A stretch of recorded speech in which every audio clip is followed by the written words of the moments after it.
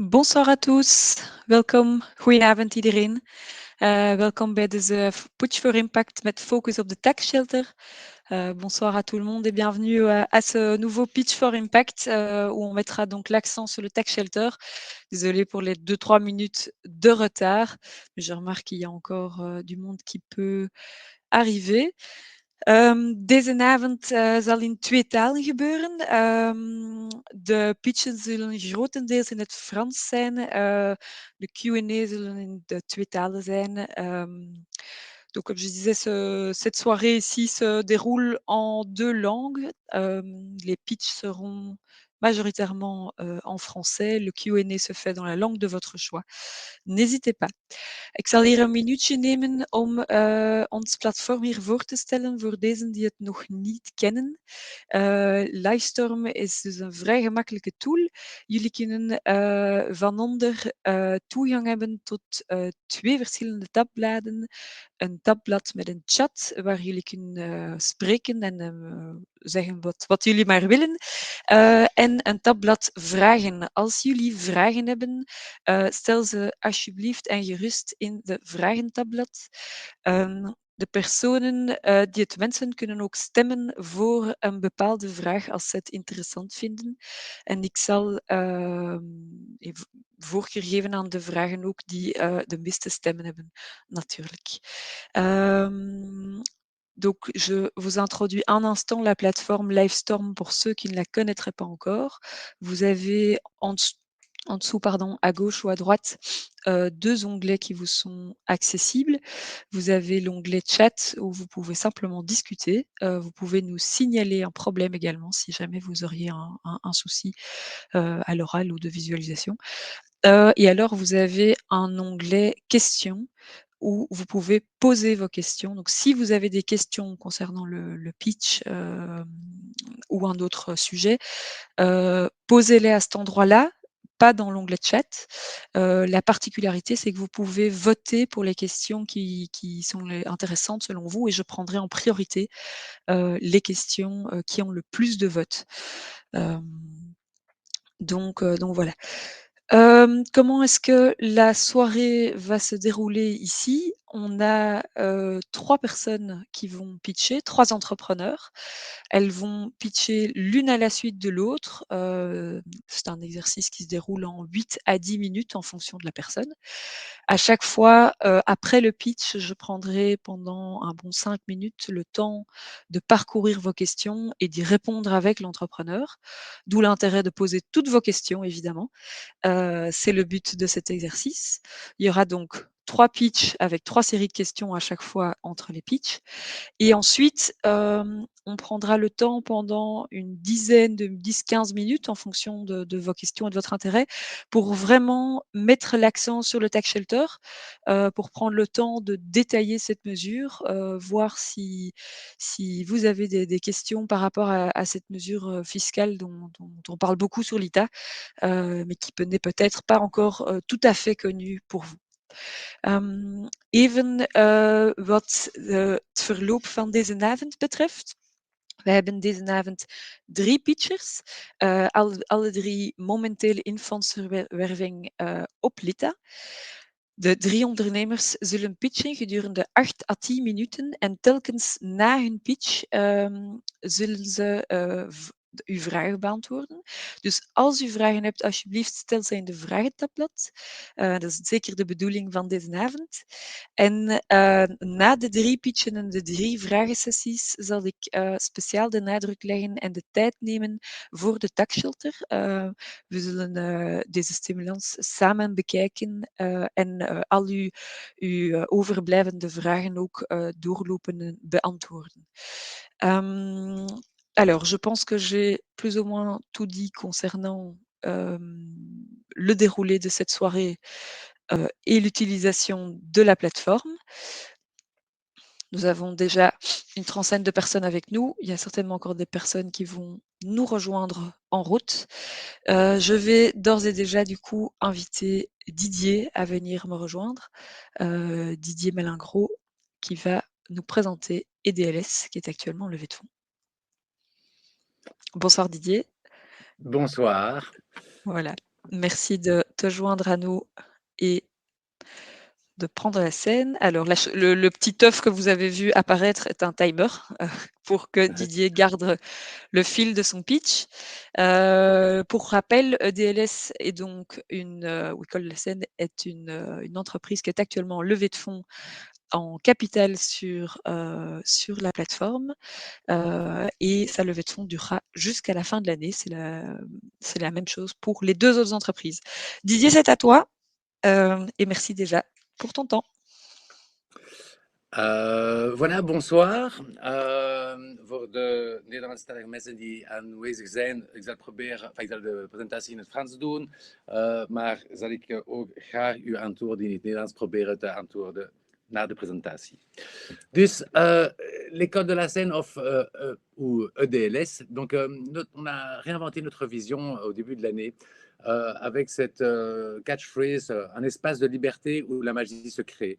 Donc bien plus qu'une école d'apprentissage autour des arts de la scène, l'idée est de créer, d'animer et de faire vivre une communauté dans des lieux de création, d'apprentissage et de diffusion des arts de la scène. Donc c'est une communauté qui va rassembler, qui rassemble déjà, à vrai dire, les petits et les grands, les amateurs et les professionnels, pour faire rayonner la scène d'une manière générale en Belgique, à Bruxelles et en Belgique. Donc, pour pouvoir réaliser cette vision, nous avons élaboré une offre un peu à 360 degrés autour de la scène, une offre qui permet de toucher un peu tous les publics, de nouveau les petits, les grands, les adultes, les pros, avec d'une part des cours, des sessions de groupe en chant, danse, théâtre, impro, musique, des stages pendant les périodes scolaires pour les plus petits, mais aussi des formations, des ateliers en formation continue pour les artistes ou pour les jeunes adultes qui se destinent au métier de la scène. On accueille déjà aussi des artistes en résidence dans nos infrastructures pour qu'ils puissent travailler sur leur propre création et production. Il y a également nos productions propres. Tous les 2 ans, un gros spectacle est créé où une centaine de jeunes sont mis sur scène, sur des grosses scènes comme le Cirque Royal ou encore l'Auditorium Jacques Brel. Le prochain est au mois de mars. Et alors, il y a la diffusion des arts parce que nous avons nos scènes où nous mettons nos membres sur scène, mais également nous invitons des artistes professionnels à se produire. La variable clé ou le facteur clé, j'ai envie de dire, pour ce genre de projet, où on investit dans une infrastructure avec un équipement professionnel qui s'adresse à tout, c'est le taux d'occupation de ces espaces. Et donc, avec cette offre élargie, l'idée est qu'il se passe quelque chose chez nous du matin au soir, de 10h du matin à 10h du soir. Donc, le matin et en journée, on a les artistes qui viennent créer en résidence, on a les ateliers pour les artistes ou les formations adultes.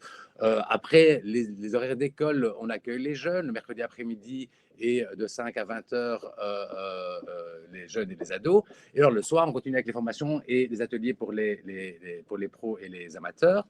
Et alors, le week-end, bien sûr, on travaille et on présente des choses sur notre scène et on utilise l'infrastructure aussi pour répéter les spectacles que nous produisons. Au niveau de notre équipe, ben voilà, on a une équipe au niveau managérial, c'est 3 personnes, Vincent, Clémence et moi-même. On se connaît depuis longtemps, on a déjà travaillé ensemble, on est très complémentaires. Moi-même, je viens d'un parcours très varié. J'ai eu une douzaine d'années dans la finance et puis je me suis reconverti en entrepreneur culturel, comme j'aime dire. Donc, je viens avec tout ce background de gestion, de marketing et de finance. Mais on partage la même passion de la scène, de l'apprentissage et du partage. Donc, voilà, Vincent s'occupe de la pédagogie, de la gestion des équipes et de la production. Moi, de la finance, du marketing, des résidences d'artistes et de la programmation. Et Clémence, de la relation à la clientèle et des stages et de l'administration. Au niveau de l'équipe, pour le contenu, les cours de groupe, ce ne sont pas des professeurs, on aime dire vraiment que ce sont des artistes, donc qui partagent vraiment leur expérience de la scène et qui amènent en fait nos membres sur scène, c'est vraiment ça l'idée. Et alors on dispose d'un large réseau pour des ateliers plus spécifiques au niveau des arts et des métiers de la scène. Alors, on travaille aussi avec des partenaires. Au niveau du marketing, c'est une entreprise qu'on connaît bien pour avoir travaillé plusieurs années avec eux, avec qui on a élaboré une stratégie marketing, on a créé une identité graphique et un nouveau site, et toute une stratégie de communication via les réseaux sociaux, via des newsletters et autres. Autre partenaire important, un bureau d'architectes qui s'appelle Naïf, qui est spécialisé dans l'aménagement des espaces multifonctionnels à vocation communautaire. Avec qui j'ai déjà également travaillé dans le passé. On a travaillé avec eux cette année-ci pour aménager nos espaces à Uccle. Et donc, c'est aussi un partenaire stratégique, j'ai envie de dire, pour nous. Et alors, au niveau de la production, de nouveau, notre réseau. Et puis, pour que notre communauté soit évidemment connectée avec l'extérieur, on établit d'autres partenariats, comme avec le Botanique, avec qui on fait des concours tous les mois pour offrir des places de concert, des avantages pour nos membres auprès de magasins de musique ou de danse. Ils bénéficient de réductions, ou encore la Maison des musiques pour les formations et introduction au métier de la musique. Donc voilà, on a déjà donc 2 sites, une maison mère, j'ai envie de dire, à Uccle, qui fait plus ou moins 500 mètres carrés. L'idée ici, c'est qu'on a vraiment créé, on a fait tomber les murs pour aménager ces espaces pour vraiment accueillir cette communauté où les gens puissent se rencontrer, partager, pas juste venir suivre un cours et repartir.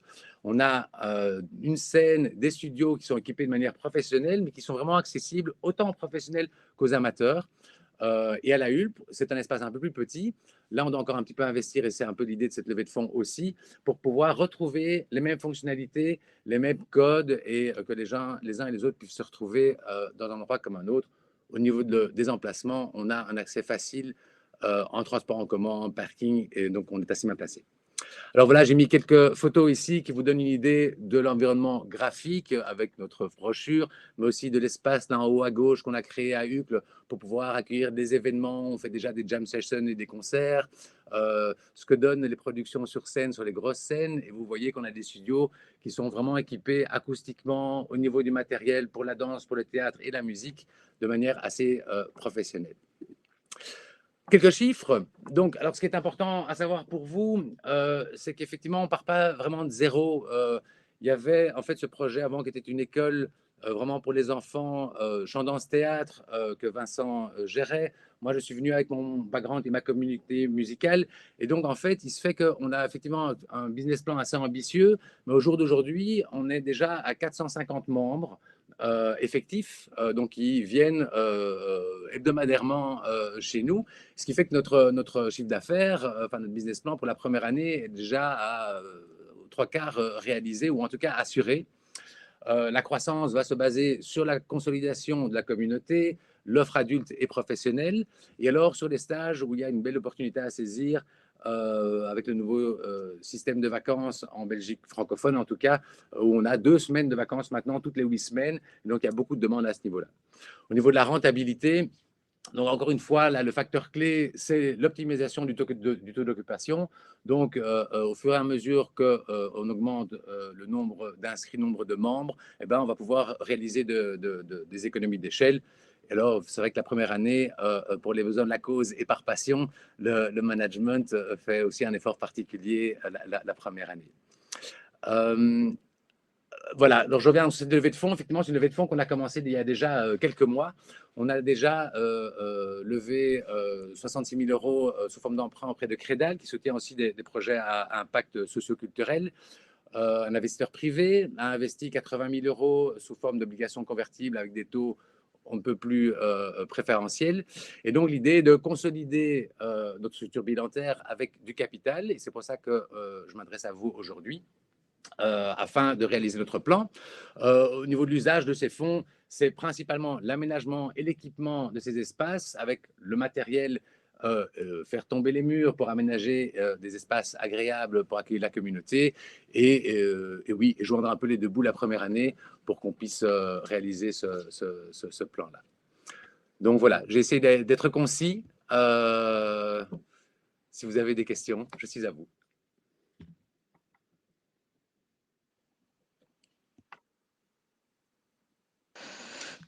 Merci Didier pour cette première présentation, effectivement, pile dans les temps. On a plusieurs questions qui nous sont rentrées. Merci à ceux d'ailleurs qui se sont manifestés. Merci à Dominique pour toutes ces questions qui touchent différents aspects, donc que je vais prendre une à une. De manière générale, d'abord par rapport au secteur, le secteur de la culture est un secteur qui n'a pas facile, effectivement. Est-ce que tu peux un tout petit peu plus détailler la clé de la rentabilité ici qui fait que EDLS a des prévisions, on va dire, positives, sur l'avenir et je rejoins à ça également la question, de Eric qui vient de rentrer. Est-ce qu'il y a également, je n'ai pas eu le temps de le voir sur le tableau, est-ce qu'il y a une part de subside également qui est prévue? Comment est-ce que vous élaborez ceci? Alors, d'une manière générale, et c'est un peu mon cheval de bataille, je suis convaincu, et mon expérience me confirme que je ne suis pas complètement dans le faux, qu'il y a moyen de réconcilier entrepreneuriat et art. Je suis un passionné d'expression artistique, art de la scène et autres. Et effectivement, souvent, on a l'impression que ce sont deux mondes qui s'opposent. Moi, je pense que produire un album, c'est un projet entrepreneurial. Produire une pièce de théâtre, c'est un projet entrepreneurial. Et en fait, euh, cette opposition, c'est une opposition en fait, qui est, sur laquelle les gens s'arrêtent, alors qu'en proposant une offre effectivement multiples et bien pensées, je pense qu'effectivement, même dans la culture, on peut atteindre la rentabilité. Ça, c'est vraiment quelque chose dont je suis personnellement convaincu. Dans notre modèle à nous, on a un poumon économique. Notre poumon économique, c'est les sessions de groupe, c'est court, on a une bonne base, on a déjà 450 inscrits, qui effectivement, pour moi, ne se suffit pas à elle-même, mais permet de créer et d'animer une communauté et de diffuser la culture. Grâce à ça, on peut prendre des artistes en résidence. On passe des accords avec eux pour qu'ils puissent fournir une programmation sur notre scène. Et donc, l'idée, c'est un petit peu d'avoir des vases communicants dans notre offre qui est vraiment large pour pouvoir, de certaines activités, sortir la rentabilité suffisante pour animer une communauté. Et je pense effectivement voilà, je suis convaincu effectivement que ça peut fonctionner. Pour répondre à la question des subsides, on travaille déjà. Alors, il y a deux choses l'une. Il y a les subsides à proprement parler. C'est effectivement, moi, ce que je considère, c'est quelque chose que je n'aime pas inclure dans mes business plans pour la simple et bonne raison que les subsides, parfois, ça tient un an, ça peut disparaître l'année d'après. Et donc, la pérennité, la durabilité d'un projet, pour moi, je n'ai pas envie qu'elle dépende des subsides. Bien sûr qu'on va les chercher, on peut les avoir, c'est un plus. Maintenant, il y a des aides aussi, plus pour les entreprises régionales. On est au travail déjà maintenant avec des entreprises comme Subsi Conseil qui nous aident, qui introduisent des dossiers pour subsidier une partie des travaux, les aides en marketing et ce genre de choses. Donc, c'est effectivement déjà en cours. Ce n'est pas inclus dans le business plan, mais c'est des choses sur lesquelles on travaille aussi. D'accord, merci, merci Didier. Hem Alors, pour continuer plutôt, en termes d'impact et de différence, toujours une question de Dominique, en quoi est-ce que vous vous différenciez du coup de l'offre existante, en termes de cours et de sessions et tout ce qui existe autour des arts, de la scène et les arts culturels de manière générale? Alors, si on parle du côté apprentissage, donc cours, il y a effectivement une offre multiple et très variée. Alors, cette offre, souvent, c'est une approche assez académique des arts de la scène.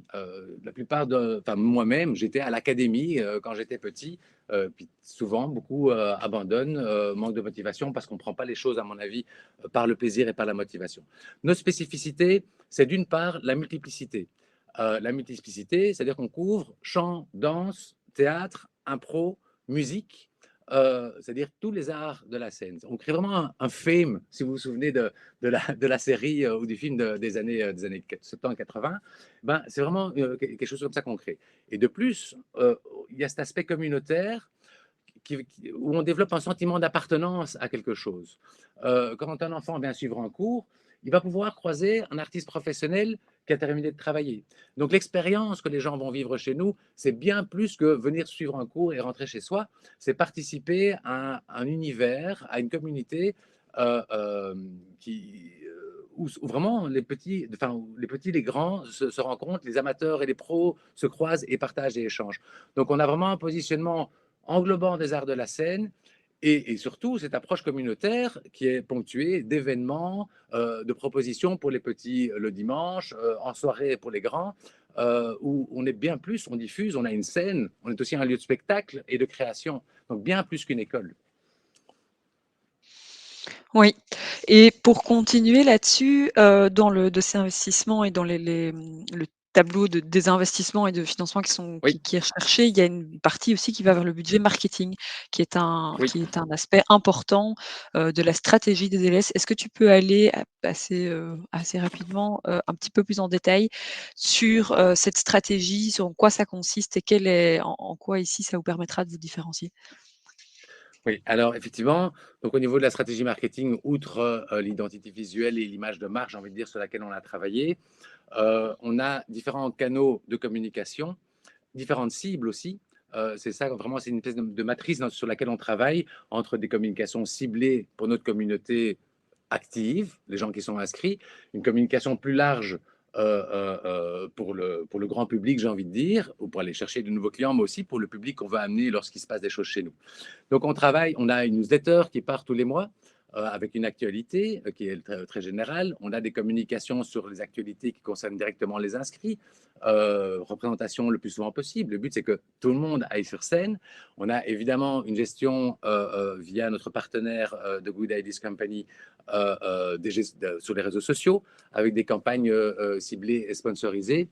Et alors, on communique aussi avec du print sous forme de brochures, d'affichage et occasionnellement de flyering. D'accord, merci, c'est très clair. Si ça répond. Oui, oui, pardon.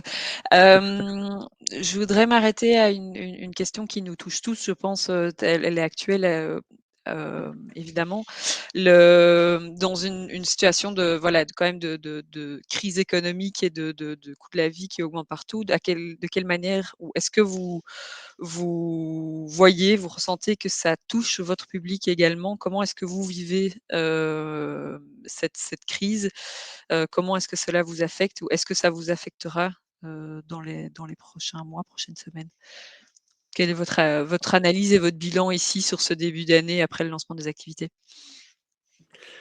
Eh ben, paradoxalement, la culture, c'est-à-dire qu'on propose bien sûr de la culture, l'apprentissage, la diffusion de la culture, mais on propose aussi du fun.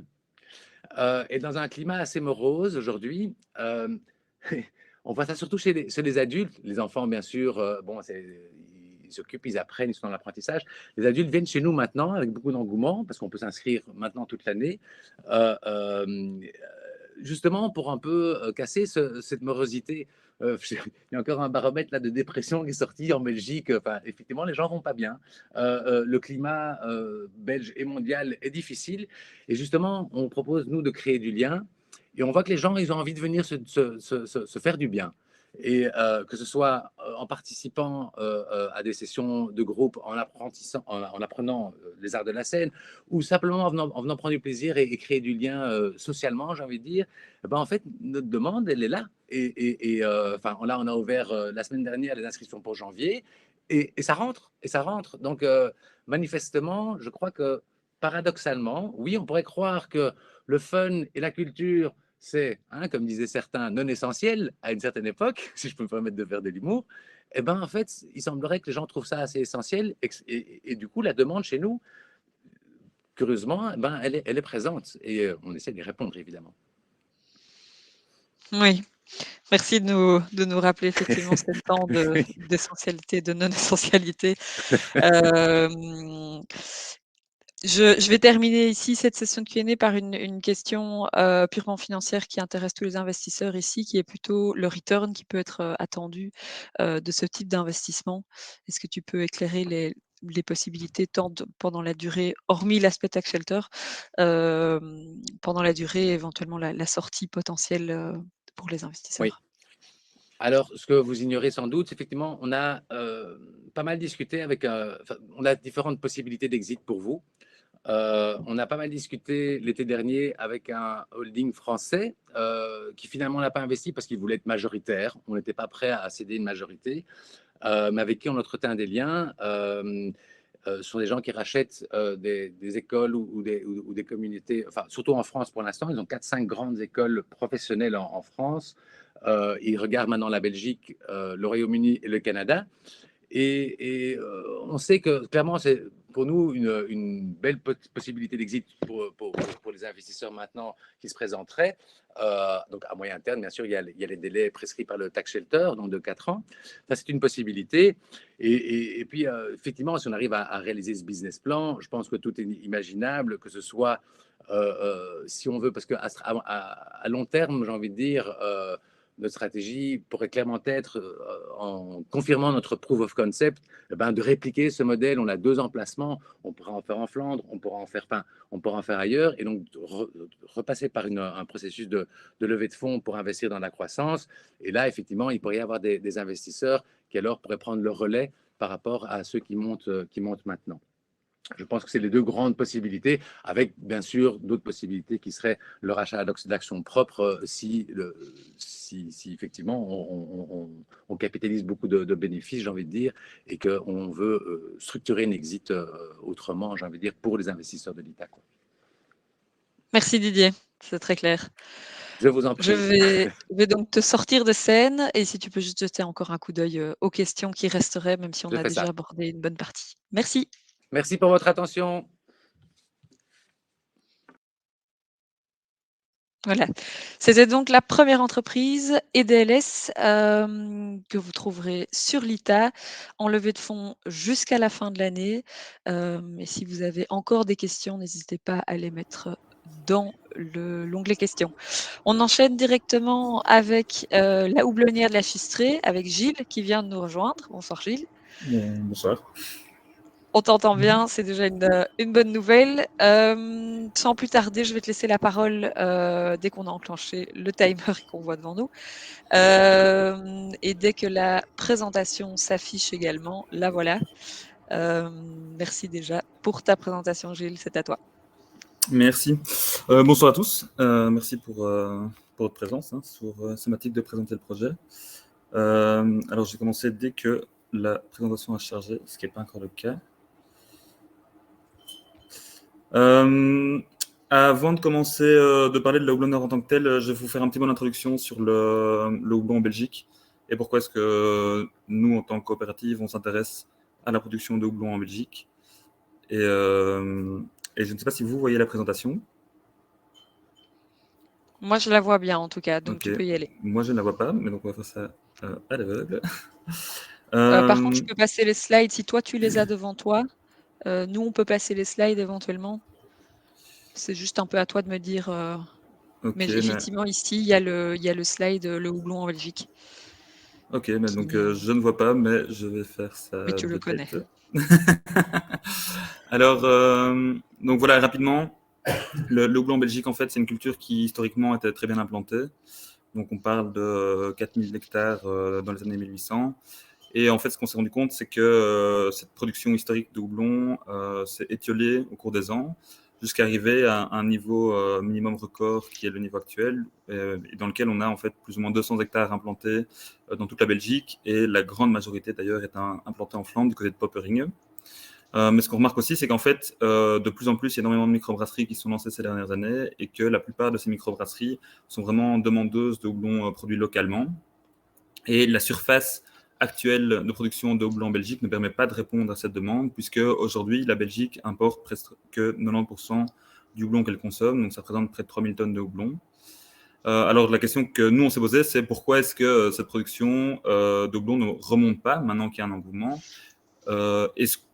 Les constats que nous on a tirés, c'est que premièrement, le houblon, c'est une plante pérenne, donc vous pouvez le voir sur la photo normalement. Et cette plante est installée pour une période qui va jusqu'à 15 ans. Mais par contre, sa production va croissante durant les 3 premières années. C'est un peu comme la vigne. Donc, il faut plusieurs années pour atteindre un plein rendement. Ça, c'est le premier facteur. Le deuxième facteur, c'est que comme la production a pratiquement disparu, il n'y a plus de conseils techniques sur la culture pour des agriculteurs qui voudraient se diversifier.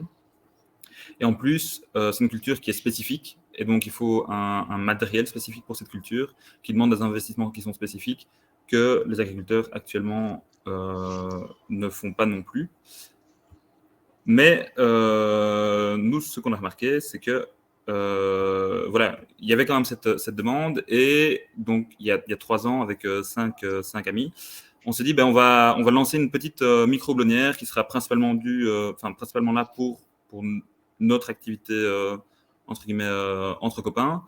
et avec un ou deux partenariats avec des brasseries, des micro-brasseries qui seraient des partenaires forts. On travaillerait avec peu de partenaires, donc notamment Mazette, qui est une micro-brasserie coopérative à Bruxelles.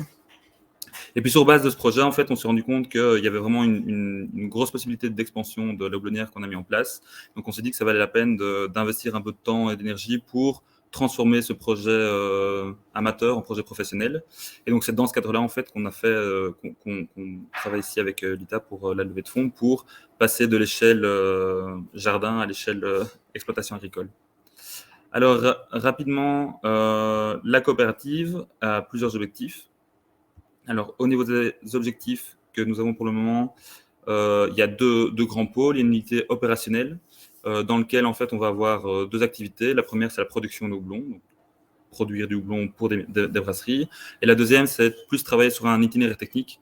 Donc, comment produire du houblon dans un contexte climatique qui devient difficile, dans un contexte agricole qui n'est pas toujours évident. Donc, voilà, comment est-ce qu'on peut vraiment s'assurer une production pérenne de la filière.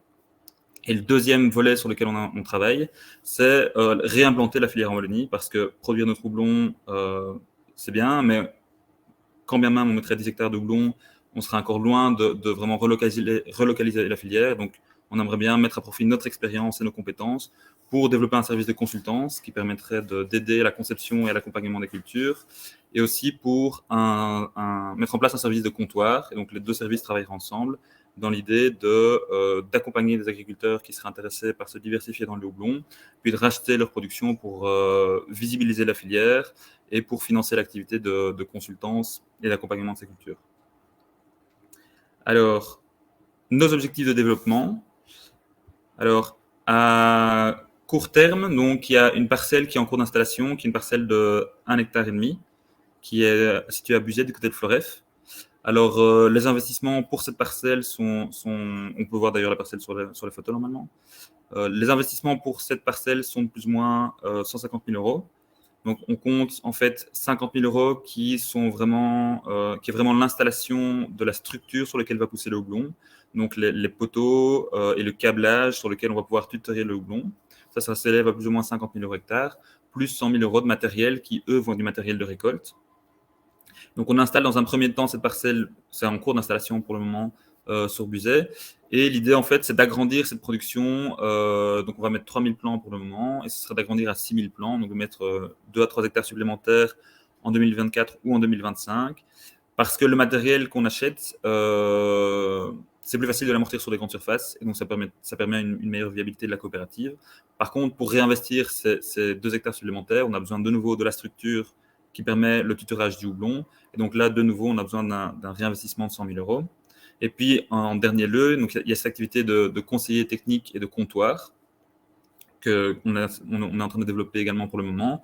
Et donc là, il y a toute une activité de préparation, donc en formation au niveau de l'équipe, et puis de démarchage des agriculteurs qui sont intéressés, qui nous ont déjà contactés pour mettre en place les projets, voir comment leur exploitation agricole peut intégrer du houblon et sous quelle forme. Et donc tout ça, ça va demander un investissement, dans l'équipe pour pouvoir mettre en place cette activité de conseil et comptoir. Alors, on a aussi commencé une levée de fonds avant de travailler avec l'ITA.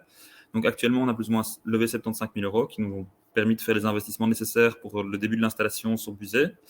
Et donc, en fait, ici, par la suite, donc on cherche effectivement à lever 200 000 euros de plus via l'ITA pour supporter les différentes activités.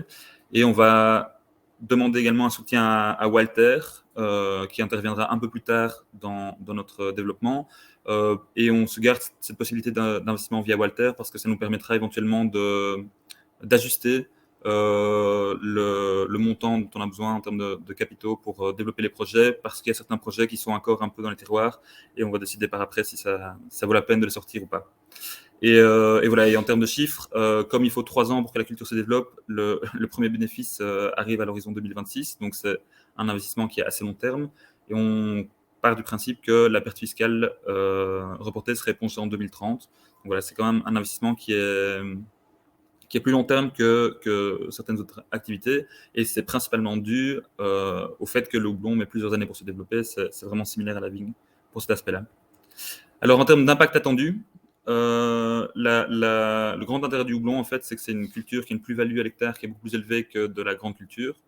Donc, si on parle de chiffre d'affaires, on considère qu'on vend le houblon à 30 € le kilo et qu'on produit 1,5 tonne à l'hectare. Donc, ça fait des chiffres d'affaires de 45 000 € hectare qu'on peut comparer aux 2 000 € qu'on tire à l'hectare pour de la grande culture, de la culture céréalière et ce genre de choses. Donc, c'est une plus-value économique qui est assez intéressante. Par contre, avec de nouveau cette petite contrainte qui est de dire qu'il faut 2 à 3 hectares minimum pour être viable et que le retour sur investissement est quand même de près de 8 ans. C'est aussi une plus-value sociale parce qu'en fait, un équivalent temps plein permet de couvrir 4 hectares de culture. Donc, en fait, on génère de l'emploi en relocalisant la production de houblon.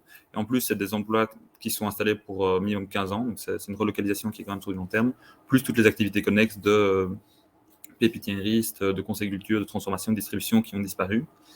Et dernièrement, en fait, c'est aussi une plus-value environnementale parce que ça participe au maillage écologique, en particulier dans la conception que nous, on fait de la culture. Et puis pour les exploitations agricoles, c'est une sécurité parce que diversifier ses productions dans l'agriculture, c'est vraiment essentiel pour assurer la viabilité de son exploitation.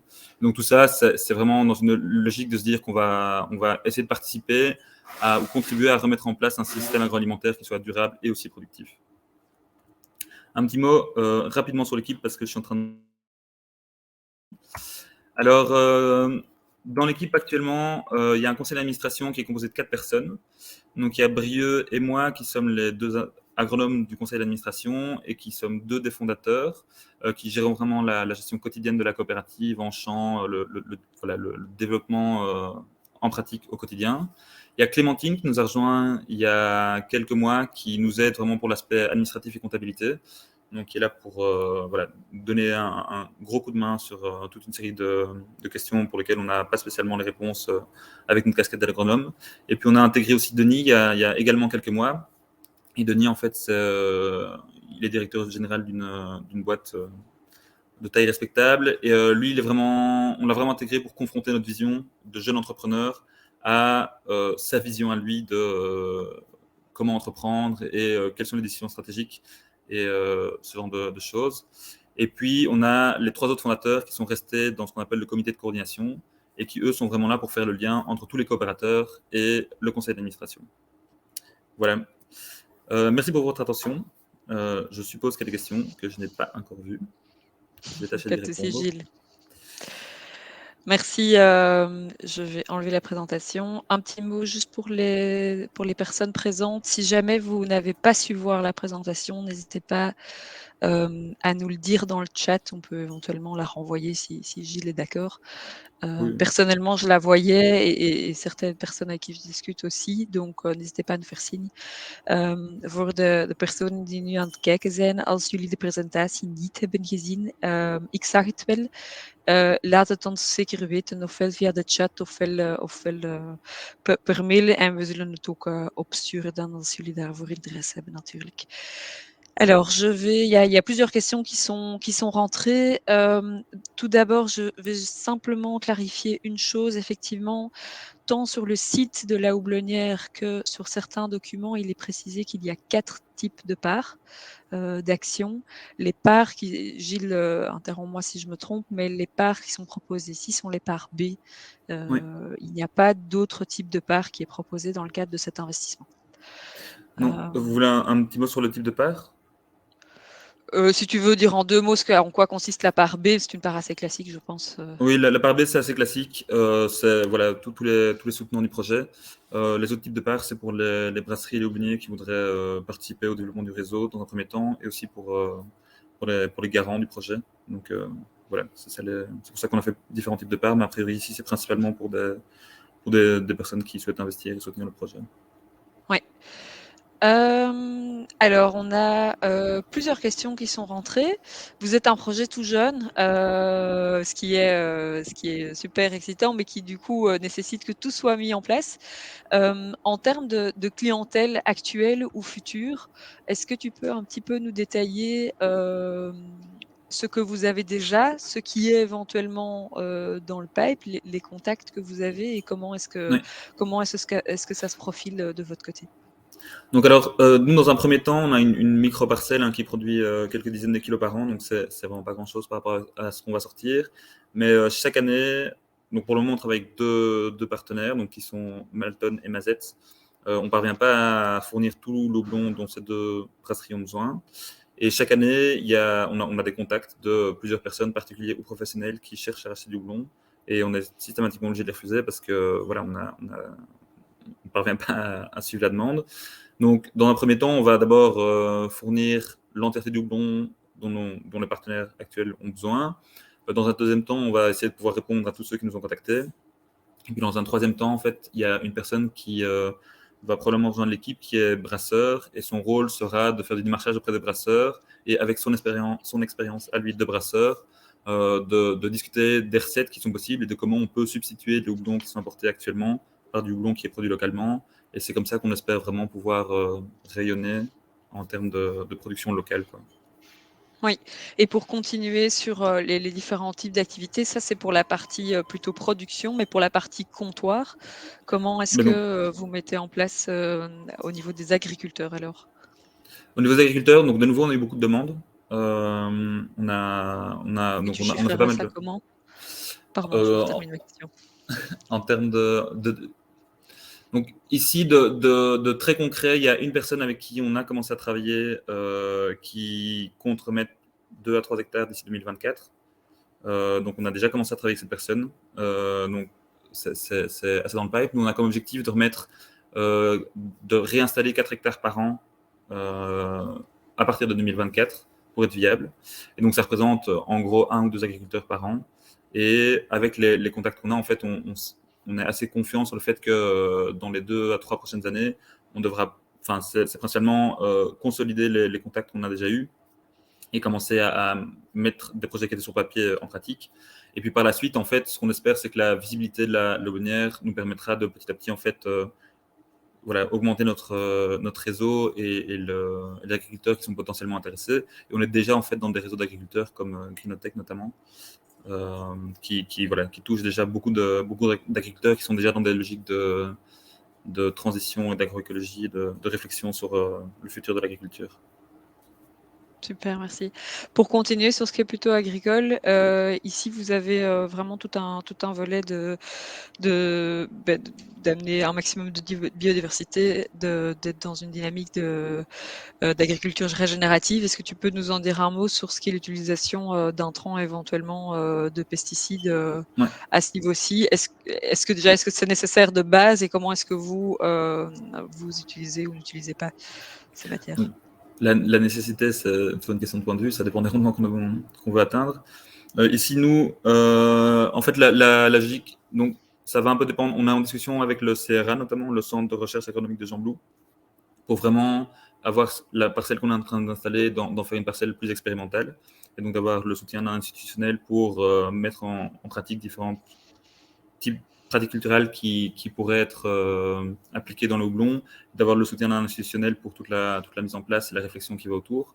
Mais en tout cas, ce qui va se faire de toute façon, c'est utiliser les interrants pendant la période durant laquelle le houblon est en dormance pour générer un maximum de matière organique et fixer un maximum d'azote.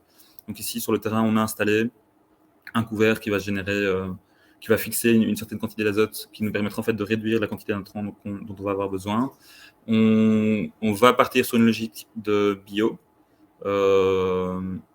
sans traitement au cuivre, parce qu'on n'est pas hyper preneur de taper du cuivre dans les sols, mais la réflexion sur la gestion des maladies s'est faite en amont. Donc, on a été chercher des plants qui étaient résistants aux grands types de maladies cryptogamiques que le houblon peut rencontrer. Et donc, il y a une partie qui vient de la réflexion en amont sur la sélection variétale, et l'autre partie, ça va vraiment être au niveau de la prophylaxie, comme ça se fait de manière générale dans le houblon, pour limiter un maximum la pression ravageur sur la culture. Mmh. On a une question ici également de Michel concernant la technique et la main-d'œuvre, plus précisément le houblon, historiquement demande pas mal de main-d'œuvre.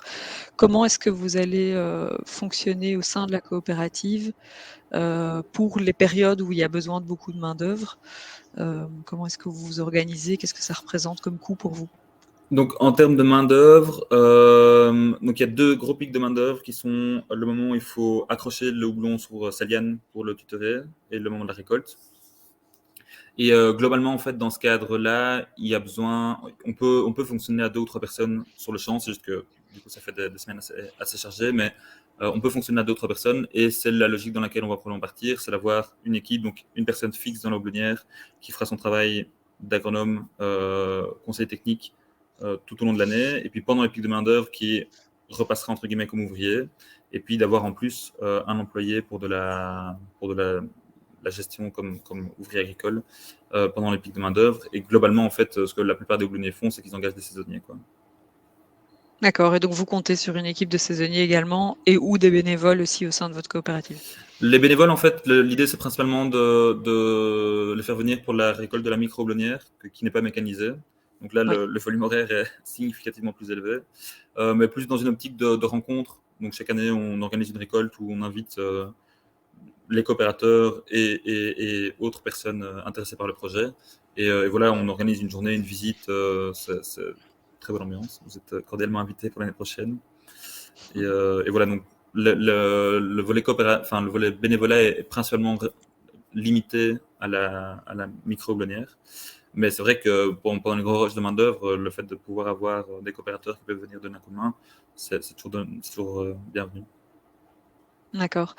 Pour ne pas trop te dépasser sur le temps, parce qu'on a déjà pris un petit peu de retard, je vais m'arrêter ici.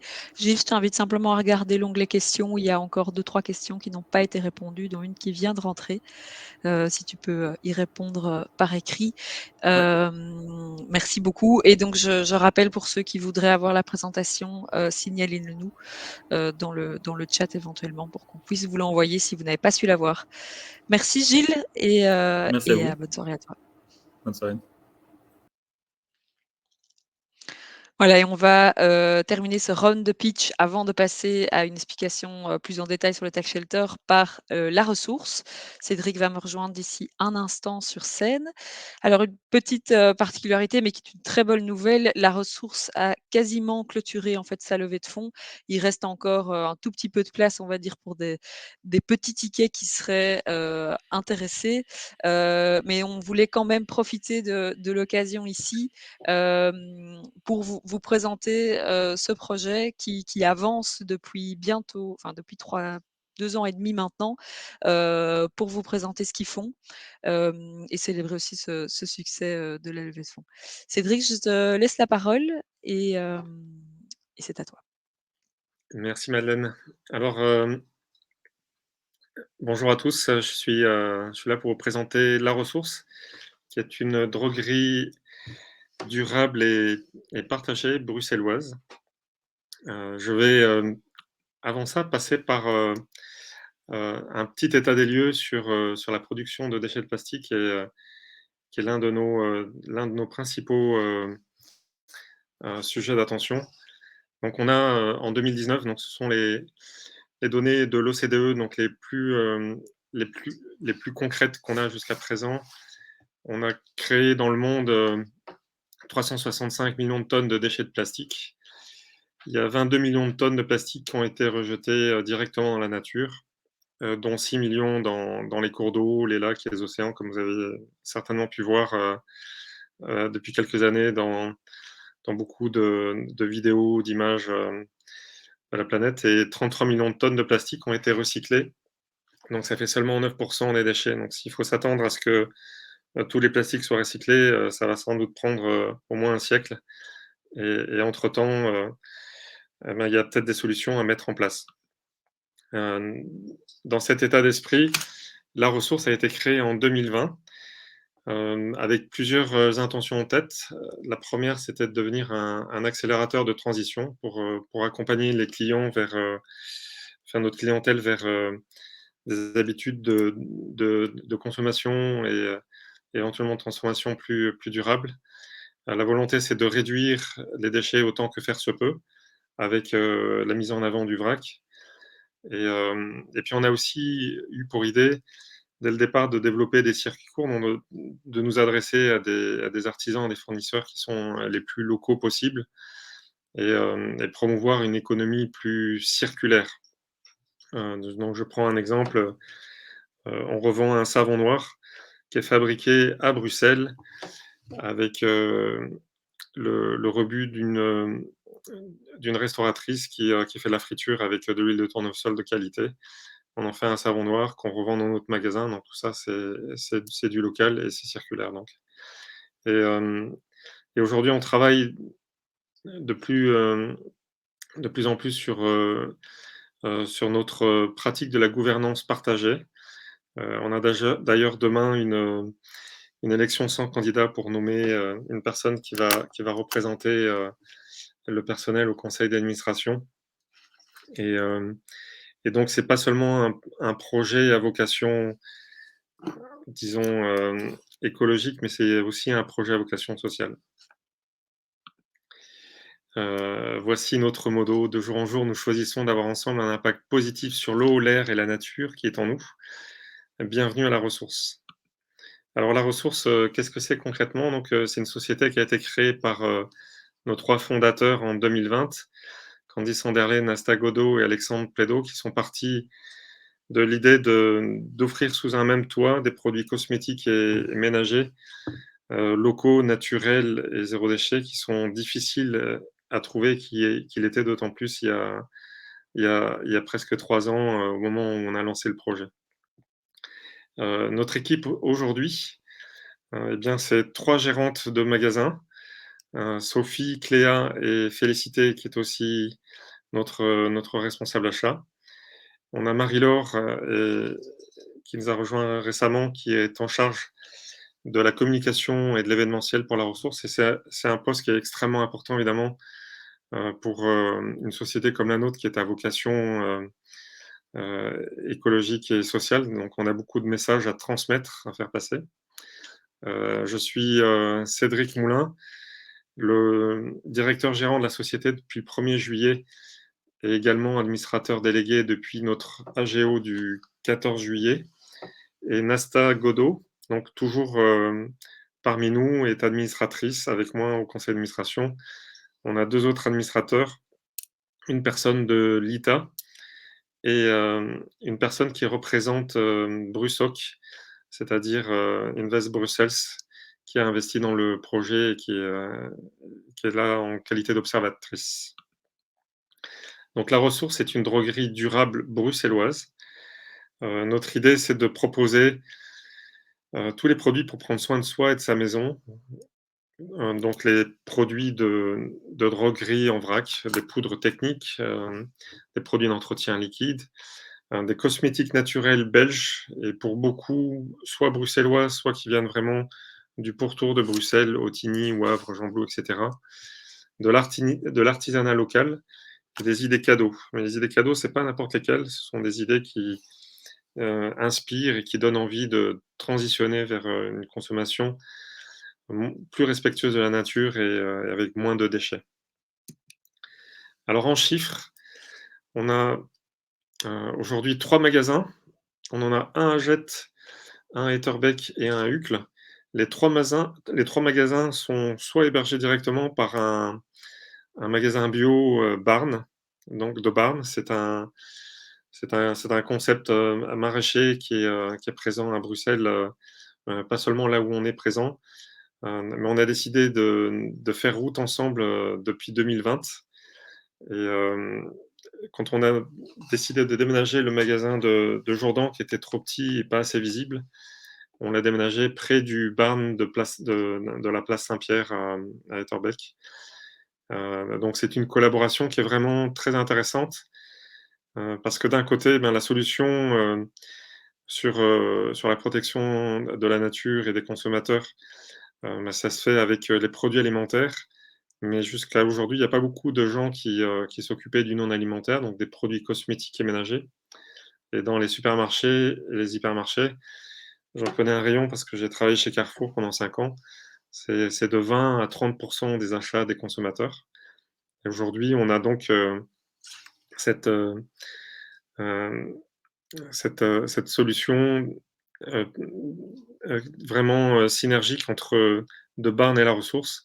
De Barn s'occupe de l'alimentaire et nous, on s'occupe du non alimentaire. On a réalisé un chiffre d'affaires de 93 000 € en 2020, en sachant que le premier magasin, Jourdan, avait ouvert en juin, fin du printemps, et le deuxième, Jet, avait ouvert en août. L'année dernière, on a eu l'ouverture d'Uccle, sur la rue Van der Kindere, au tout début novembre, le 8 novembre. On a effectué un chiffre d'affaires de 311 000 €.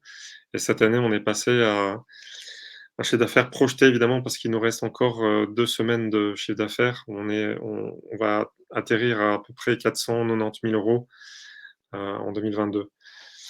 Ce chiffre d'affaires, on le réalise avec 900 références de produits qui sont principalement belges et européens. Et quand je dis européens, ce sont surtout des produits français, allemands, quelques produits italiens et certains qui viennent d'un tout petit peu plus loin. Mais on privilégie évidemment le local en premier lieu. On a des paniers moyens entre 20 et 25 €. Ce qui fait que cette année, on a effectué 22 000 transactions où on a incité les consommateurs à revenir avec leurs contenants ou acheter des produits sans emballage.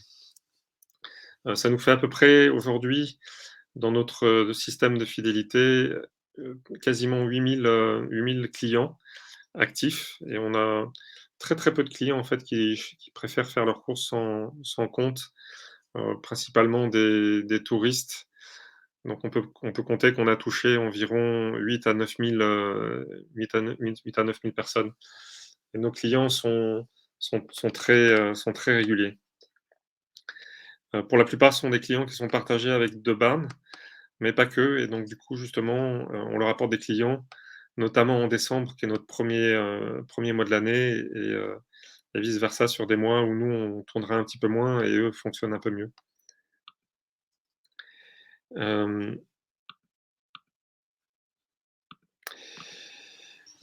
Donc on a 3 objectifs aujourd'hui. Alors excusez-moi, je saute d'un endroit à l'autre parce que j'avais d'autres chiffres à vous communiquer. Donc on est plus de 250 coopérateurs dans le projet. Quand je dis 250, j'inclus aussi les 120 à 130 personnes qui ont pris part à la levée actuelle. La région de Bruxelles, donc je l'avais mentionné tout à l'heure, a investi 150 000 € dans la ressource, le siège au conseil d'administration. La première levée nous a permis d'obtenir environ quasiment 360 000 €. Et là, on en est effectivement, comme le disait Madeleine, on en est à 148 400. L'objectif maximal, c'est 150 000 et on ne peut pas le dépasser. Donc, il reste de la place pour environ 5 parts de 280 € chacune. Alors, on a un chiffre d'affaires qui est en constante évolution depuis 2020. Et notre objectif, à travers cette levée de fonds, c'est d'arriver à un périmètre de 5 magasins. Donc, on a un projet d'ouverture en ce début d'année de 2 magasins supplémentaires qui ne sont pas arrêtés pour l'instant. Donc, on a un projet sur Oderghem, où DeBarn ouvre également, et il y a un autre qui reste à confirmer. Donc cette ouverture du 4e et du 5e magasin nous permettra d'arriver au break-even de la société. Aujourd'hui, la ressource n'est pas rentable en soi, du fait de la trop petite taille en fait de la société, dit trop petits chiffres, et des coûts centraux, y compris mon salaire qui est vraiment très bas. Les coûts des comptables et d'autres coûts généraux. Donc l'objectif, c'est de passer à 5 magasins et d'atteindre un chiffre d'affaires d'1 million € d'ici la fin 2024. Je répète qu'aujourd'hui, on est quasiment à 500 000 € et on continue à progresser sur le chiffre d'affaires de chacun des magasins en ouvrant les magasins à de nouvelles opportunités de collaboration avec des artisans et des fournisseurs. Et on a vraiment la capacité d'aller chercher un chiffre d'affaires plus important quasiment plus 20% dans chacun des magasins. Le magasin d'Etterbeek, actuellement, fait chaque mois entre plus 180 et plus 200% d'augmentation par rapport au petit emplacement de Jourdan. C'est-à-dire qu'on a vraiment un potentiel de progression si on trouve les bons emplacements. Voilà, donc pour revenir à notre projet de levée, donc c'est une prise de participation de tranche de 280 €. Donc on a un niveau d'action qui a été fixé à 1,40 € à l'époque, donc ce sont 200 actions qui sont prises avec ces 280.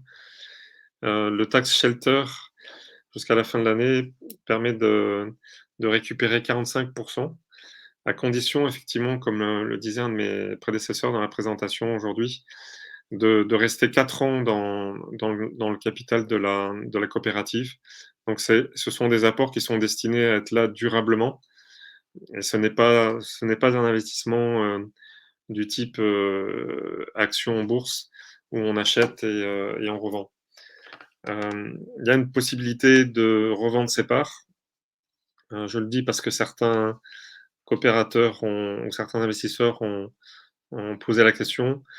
Ils peuvent le mentionner chaque premier trimestre de l'année, mais ça n'est possible que si on a pu mettre une réserve de côté. Et cette réserve, aujourd'hui, on n'en a pas, puisque la société est passée par des moments difficiles. Donc la coopérative a brûlé beaucoup de cash lors de ces 2 premiers exercices. Donc il y a eu des erreurs de jeunesse, des mauvais choix, une vision un petit peu dogmatique sur l'univers du zéro déchet ou de l'ultra local. Un management pas forcément aligné, un manque de visibilité. Donc tout ça, on a travaillé dessus. Il y a eu un énorme plan d'action qui a été mis en place. Donc évidemment, aujourd'hui, on est dans une situation qui est plus favorable. Le taux RH a très fortement descendu. Donc c'était la principale pierre d'achoppement initialement. Donc on était à peu près 55. On a frisé les 60% de chiffre d'affaires en dépenses RH, et aujourd'hui on est redescendu à un niveau plus acceptable d'à peu près 23%, et qui doit continuer à baisser, et notamment avec l'ouverture des 2 nouveaux magasins. Donc son modèle économique ne tient pas avec seulement 3, comme je l'ai dit. Et puis il faut tenir compte du fait qu'on est rattrapé par la succession de crises qu'on a vécues, donc le Covid et le moral des consommateurs en berne, le porte-monnaie qui est touché par l'inflation et le coût de l'énergie. Néanmoins, je crois vraiment fermement que la force de notre concept dépasse ces contraintes. Aujourd'hui, on a une offre qui est quasiment unique sur le marché et qui crée énormément d'attentes et d'attractivité. On a beaucoup de personnes, quand on ouvre un magasin, qui nous disent, qui nous attendaient dans le quartier, et enfin, on a quelqu'un qui adresse ces sujets de cosmétiques et de produits ménagers locaux, naturels et zéro déchet, de façon concrète et intelligente. Voilà, donc vous avez, si vous investissez dans la ressource, 10% de réduction sur les achats de notre gamme à vie. Et j'invite tous les coopérateurs et les investisseurs à venir faire leurs courses à la ressource, parce qu'on a plein d'idées cadeaux qui sont vraiment super intéressantes.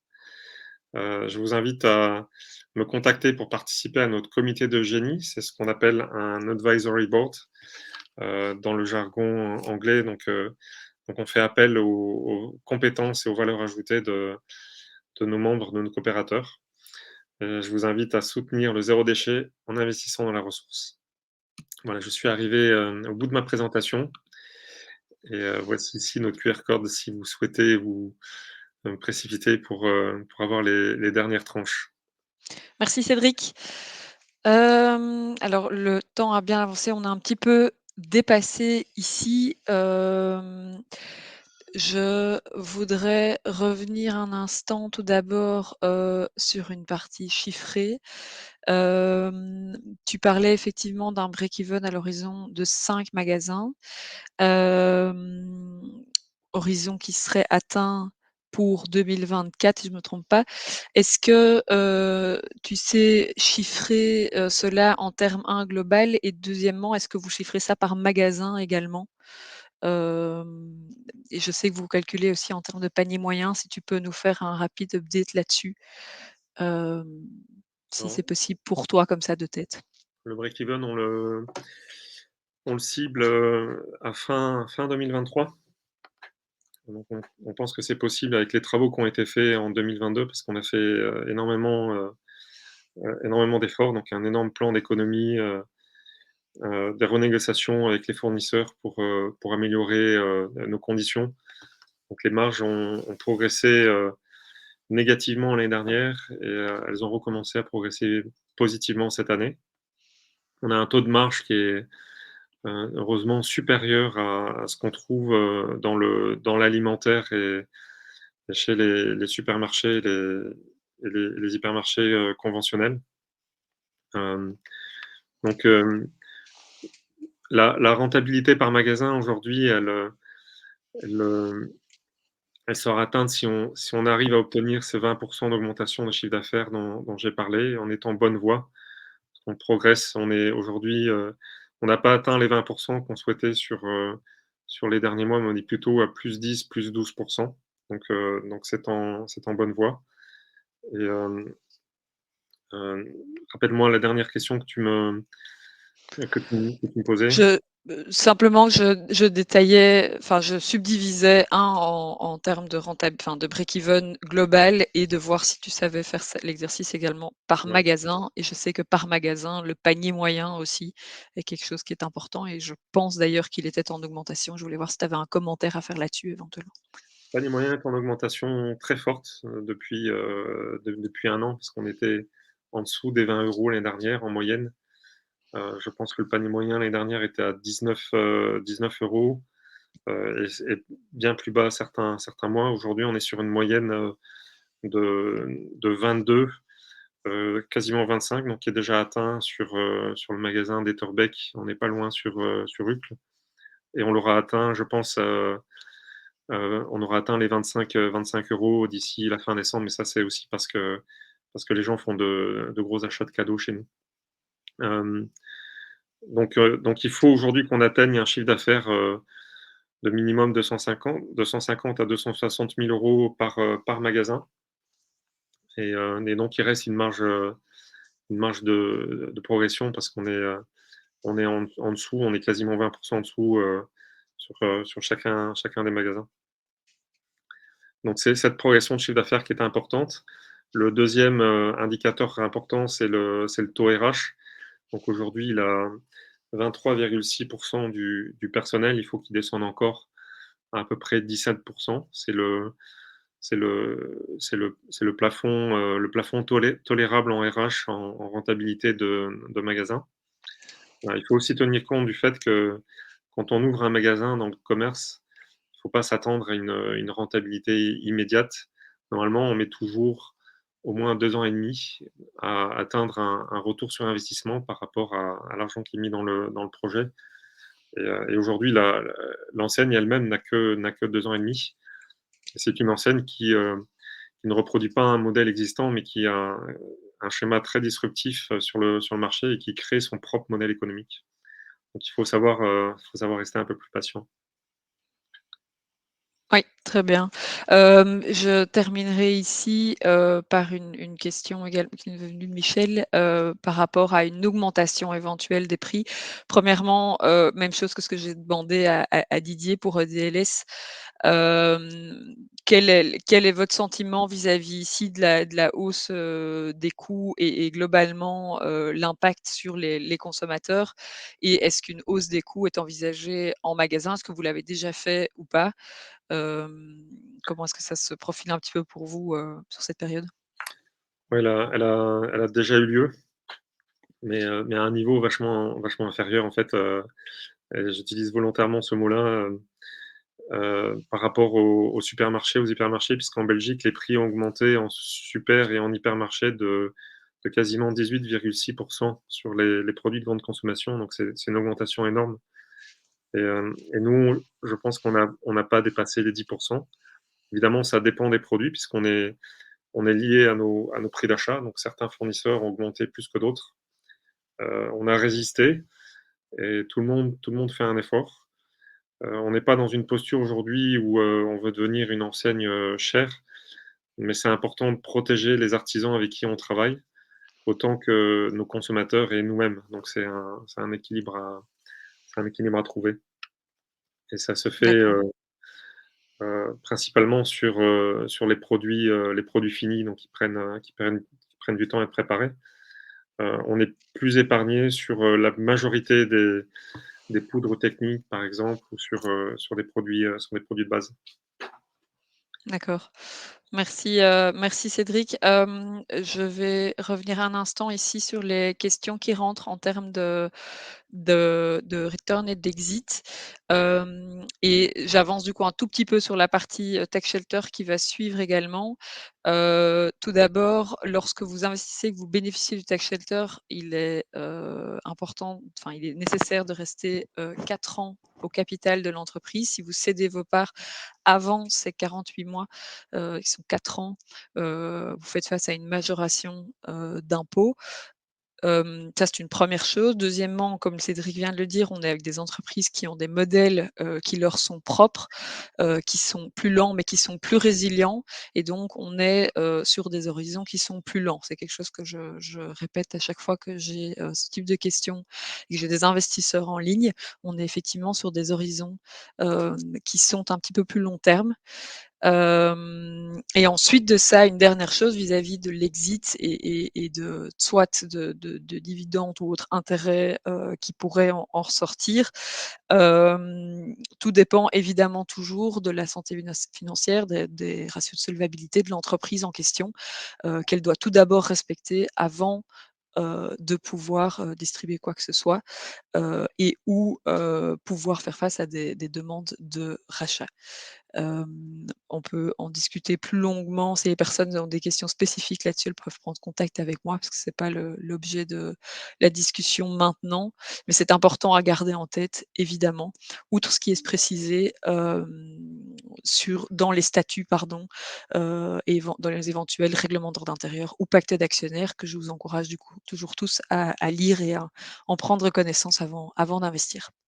Merci Cédric pour le temps que tu as pris ici. Je vais du coup te sortir de scène. Ne le prends pas mal. Je te dis une bonne soirée. Enfin, je te dis à bientôt et une bonne soirée, pardon. Alors, je vais terminer ici avec les personnes qui sont intéressées par un focus sur le tax shelter. Je voudrais prendre le temps pendant 10 minutes de vous présenter un petit peu plus en détail cette mesure. Et de répondre éventuellement aussi aux questions qu'il vous resterait suite à cela. N'hésitez pas à vous manifester dans le chat directement ou dans les questions à ce sujet, voilà, pour voir un petit peu ce qui est nécessaire comme type de présentation. Je peux également faire monter des gens sur scène si vous avez des questions plus spécifiques, donc c'est le but que ce soit un petit peu interactif. Muriel, si tu pouvais partager la présentation, la dernière pour ce soir, et après ça c'est fini. Je vois qu'on est encore quand même une petite bande, donc je vais continuer sur ce sujet-ci. Ik ga even overgaan naar het Nederlands. Deze laatste presentatie dus gaat over de tax shelter. Het is volledig vertaald in de 2 talen voor de gemakkelijkheid en zodat we het niet te lang laten duren, ga ik deze presentatie in het Frans houden, maar het is volledig vertaald. En vragen kunnen natuurlijk in alle talen gesteld worden. Donc, comme je disais, je vais continuer ici sur la présentation Tax Shelter. Je vais la faire en français, mais elle est traduite. Donc voilà. Le Tax Shelter, donc c'est une mesure fiscale dont on parle beaucoup sur l'ITA.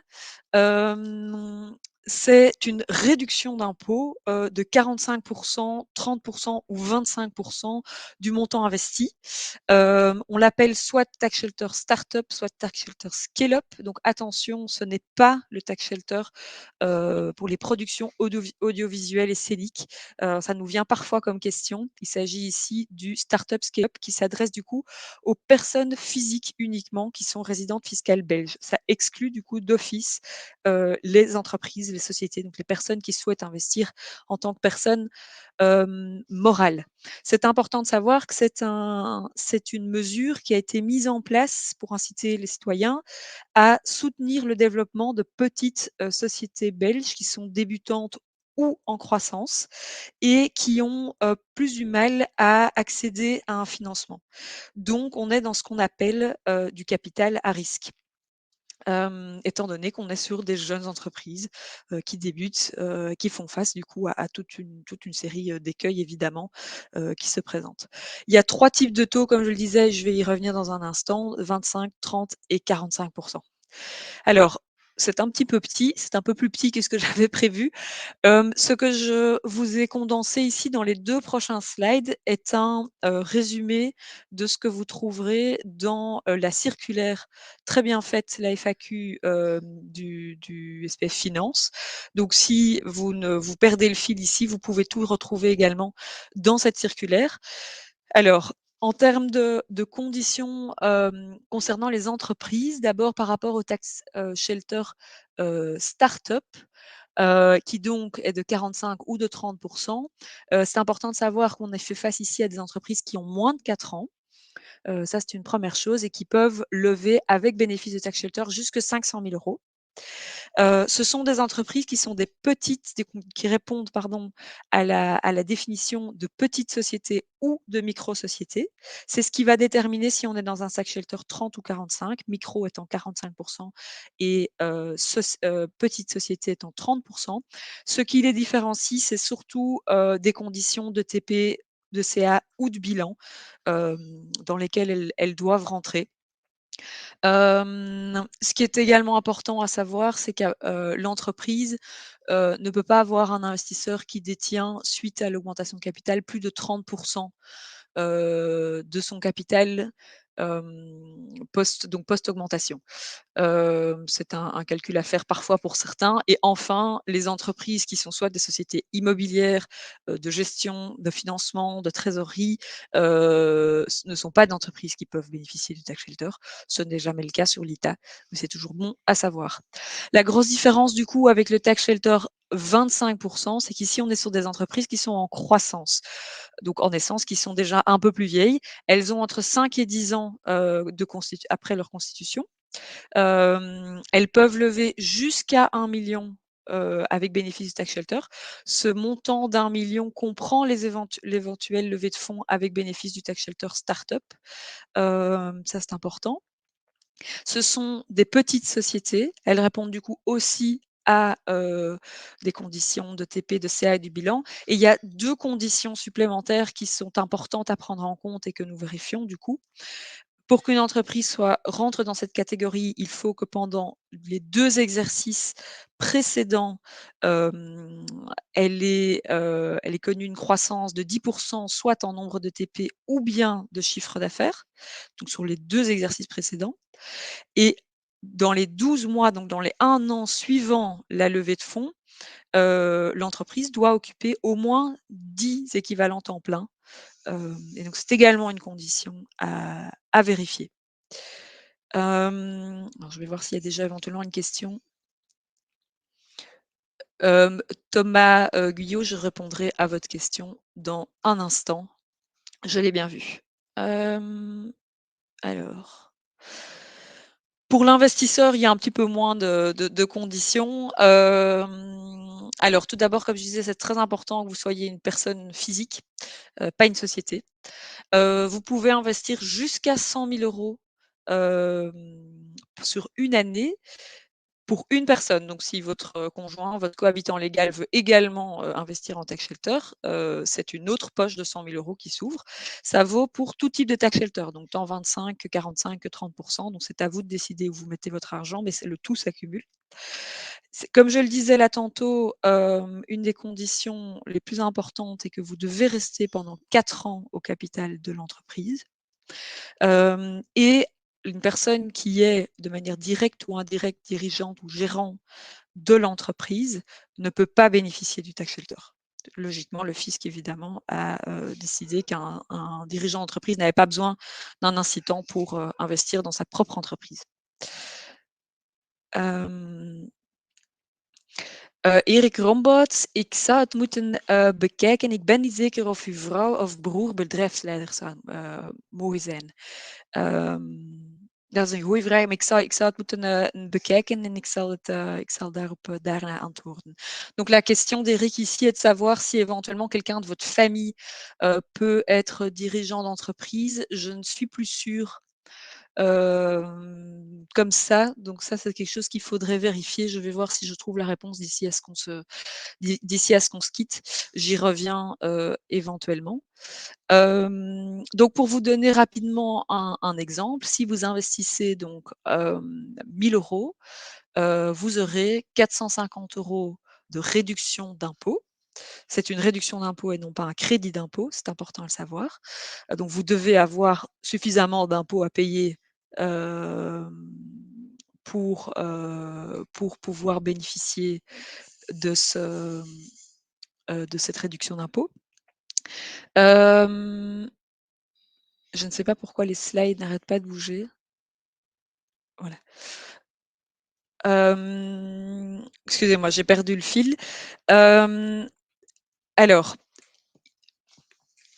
pour répondre du coup à la question de Thomas, oui, il serait en soi quasiment possible par ce système-là, comme je le disais, si vous investissez 1 000 €, vous avez 450 € qui viennent réduire le montant total de votre impôt. Donc, si vous pouvez comme ça venir cumuler et ramener au plus bas le montant à payer en tant qu'impôt. À vous de faire le calcul pour arriver quasiment proche de 0, mais c'est possible. Alors simplement pour terminer là-dessus, au niveau du fonctionnement, alors d'abord en ce qui concerne l'ITA, c'est l'entreprise évidemment qui est garante du respect des conditions du tax shelter, même si nous on va les vérifier avec eux et c'est une discussion qu'on va engager lors de la due diligence. Mais donc c'est bien l'entreprise avec qui on vérifie cela, et c'est à elle d'année en année à rester vigilante au respect de ces différentes conditions.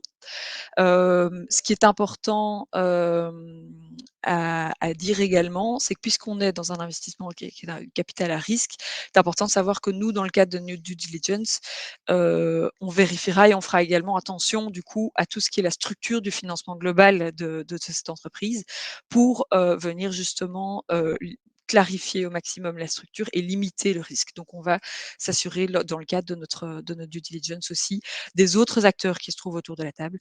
Est-ce qu'il y a une banque? Est-ce qu'il y a un institutionnel? Est-ce qu'il y a un autre rapport en privé? Qu'est-ce que les fondateurs ont mis également? Ce sont toutes des questions qu'on va se poser, qu'on se pose aussi dans le cadre des obligations, mais je trouvais pertinent de le dire également ici dans le cadre du tax shelter. Rapidement, et pour terminer là-dessus, comment ça va fonctionner sur l'ITA pour vous si vous n'avez pas encore investi?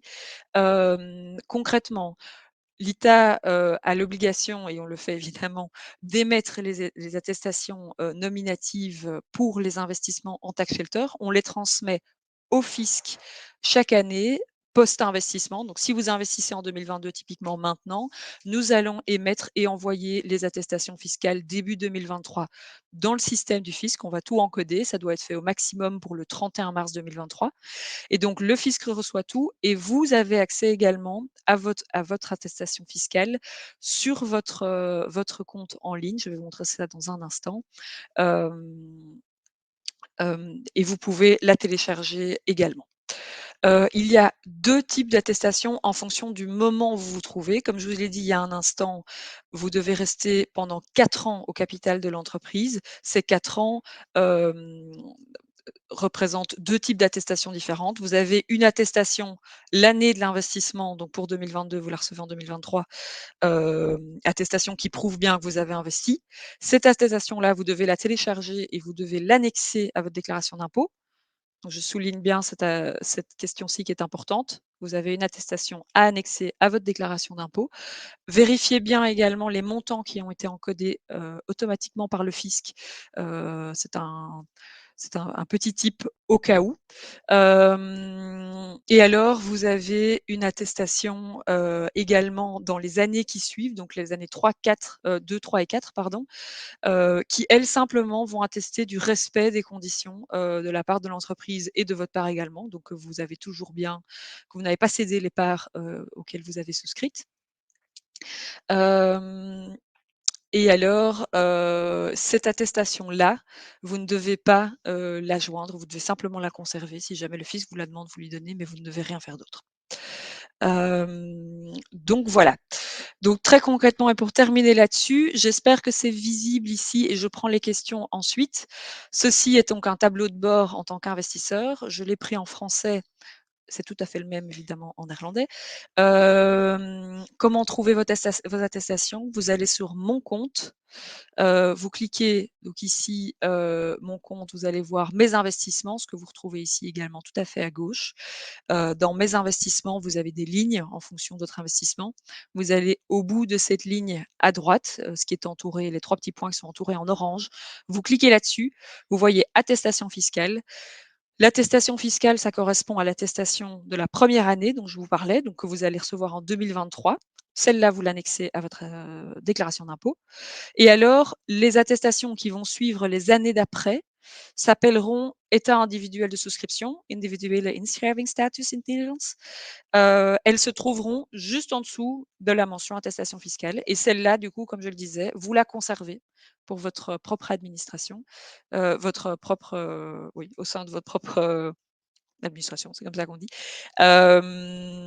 Et vous ne devez pas la transférer au fisc. Voilà, j'ai fait un petit peu le tour ici. J'espère que ça répond à une série de questions et je vais passer en revue maintenant ce qui reste encore. Thomas, je pense que j'ai répondu à votre question. Erik, ik zie dat hier al een begin van antwoord gegeven werd.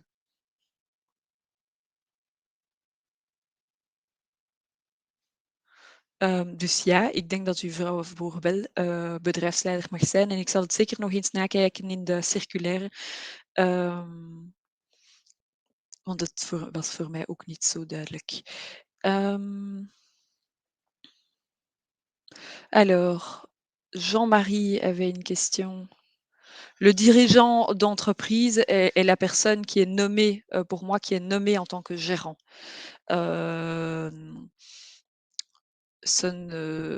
Et généralement, les fondateurs sont administrateurs également. Je pense que le fisc va venir vérifier dans les faits qui s'occupe de la gestion de l'entreprise. Maintenant, ce sont des cas franchement assez rares. En tout cas, de mon expérience sur l'ITA, je n'ai jamais eu d'investisseurs qui se sont trouvés dans ce cas-là.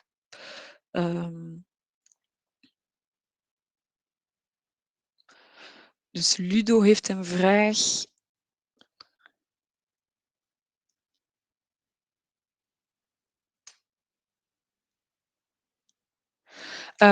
Dus Ludo heeft een vraag betreffende de beperking van de dividenden. Naast de return die de taxshelter kan zijn. Als ik correct ben, is eigenlijk de limitatie tot 6% afhankelijk van de status van de coöperatie. ik ben niet zeker van de termen in het Nederlands, maar als ze een sociale finaliteit hebben, dan is er wel een beperking. Ofwel als ze dat in hun statuten ook hebben geschreven. Maar anders, als ze het niet beperkt hebben, dan kunnen ze meer dus meer dividenden uitkeren dan de 6% dat u hier opbrengt, dat u hier aangeeft.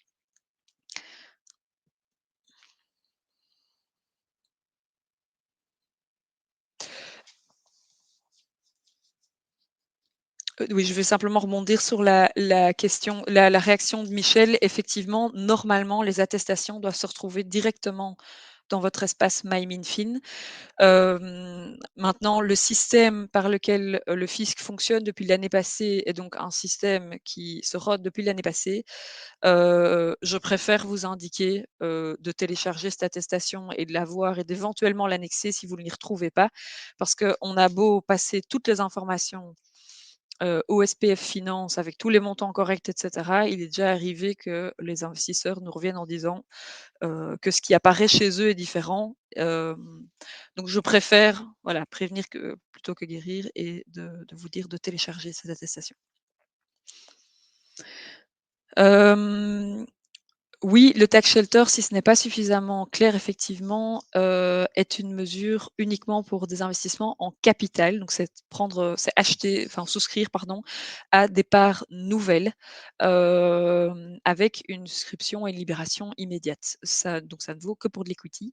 Ça ne fonctionne pas pour les prêts convertibles puisque ça doit être au moment de l'investissement. Ça ne peut pas être dispatché dans le temps. C'est très clairement expliqué dans la FAQ si jamais vous voulez creuser le sujet. Je l'ai encore vu là tantôt. En ik zal, want ik zie dat er geen andere vragen nog binnenkomen, dus ik zal eindigen met de vraag van Eric. Je vais terminer par la question qui est posée par Eric, puisque je vois qu'il n'y a pas d'autres questions qui rentrent. En termes de risque, quid de l'exit, à quelle valeur et quid du défaut? C'est évidemment toute la question qui entoure les investissements.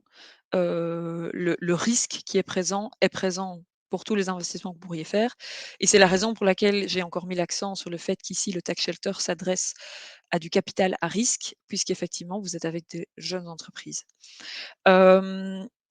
Étant donné que le tax shelter vous oblige à ne pas céder vos actions en déant les 48 mois, vous avez de toute façon un horizon qui commence à courir à partir de 5 ans. Et j'ai tendance à dire, et on le voit également, on est plutôt sur des horizons moyens à court terme de 5 à 8 ans, pour la première grande raison que ce sont, comme je disais, des entreprises avec des modèles qui sont particuliers, qui sont innovants, qui doivent faire leurs preuves par moment. Ce sont des petites entreprises qui sont extrêmement flexibles, qui présentent une très belle résilience, ce qui est absolument bienvenu en ces temps de crise. Mais du coup, il faut leur laisser le temps. C'est aussi d'ailleurs un des buts de l'ITA de pouvoir s'inscrire dans un mouvement différent de slow finance et de permettre à ces entreprises de trouver des fonds. Donc effectivement, un exit plutôt à court ou moyen terme.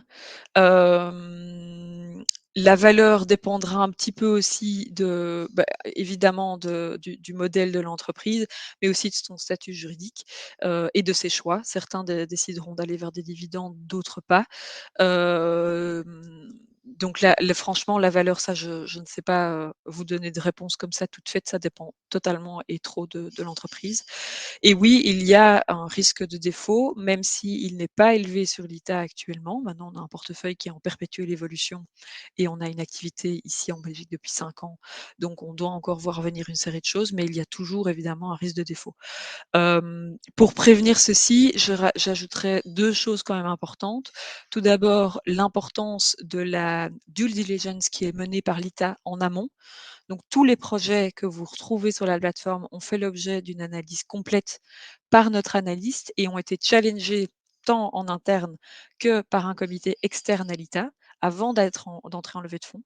Donc, on essaye déjà de lever toute une série de risques qui feront qu'on ne levera même pas de fonds pour ces entreprises et qui nous permettra, si on fait effectivement une levée de fonds, de mettre en lumière toute une série de risques et donc aussi d'accompagner l'entrepreneur. C'est une mission importante de l'ITA aussi, cette structure en fait d'accompagnement pour ces entrepreneurs. Et alors une 2e chose également, c'est que post-levée de fonds, on reste présent. Donc vous le savez tous, en tout cas pour la plupart ici, qu'on est présent pour vous, les investisseurs. On est aussi présent pour les entrepreneurs. On reste présent, que ce soit, de manière plus observatrice et disponible pour des questions, que pour certaines entreprises aussi au CA, donc au board, pour les accompagner et pour pouvoir, les aiguiller au mieux dans des moments, joyeux ou plus difficiles, comme ça peut se présenter. Voilà, j'espère que j'ai répondu à la question. En Ludo, ik zie nu nog uw laatste vraag.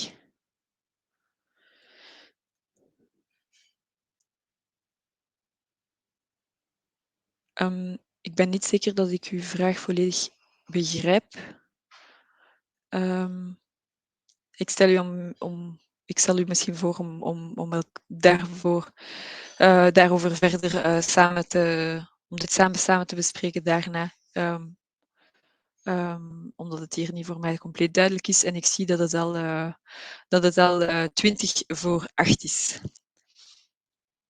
Et pour répondre en tout dernier à Michel, non, l'ITA n'est qu'un intermédiaire. Donc les investisseurs, vous investissez toujours en direct par le biais de l'ITA. On vous représente, mais nous ne sommes pas un acteur de financement en soi. Et la réflexion autour d'un fonds, l'ITA existe. On vous en dira plus dans les prochains mois quand ça se concrétisera. Voilà, je vous remercie à tous pour votre participation. Et pour votre écoute jusque maintenant. Si jamais il y a d'autres questions qui vous viendraient, vous connaissez notre adresse mail et le chat sur la plateforme. N'hésitez pas à nous revenir en cette période évidemment où toutes les questions sur le tax shelter et autres, sont assez, prégnantes, vu le timing. Et n'hésitez pas évidemment suite à ces pitchs à aller, jeter un coup d'œil aux levées de fonds, à vous renseigner sur ces projets et à venir poser vos questions si vous en avez évidemment. Je vous souhaite à tous une bonne soirée et je vous dis, à bientôt.